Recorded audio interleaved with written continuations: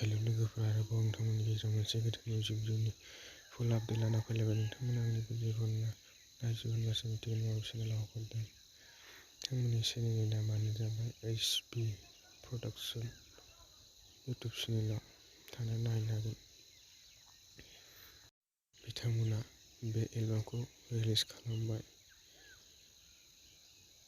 आरो बिथांमोननि चेनेलाव गोदानै फैदोंब्ला बिथांमोननि चेनेलखौ साबस्क्राइब खालामो आरो आंनि भिडिअखौ नायनानै मोजां मोनोब्ला आंनि चेनेलखौ लाइक शेयार खालामनानै आङो बे भिडिअनि लिंकखौ डिसक्रिपसन बक्सआव होनानै नोंथांमोननि डिसक्रिपसन बक्सआव नायनो हागोन।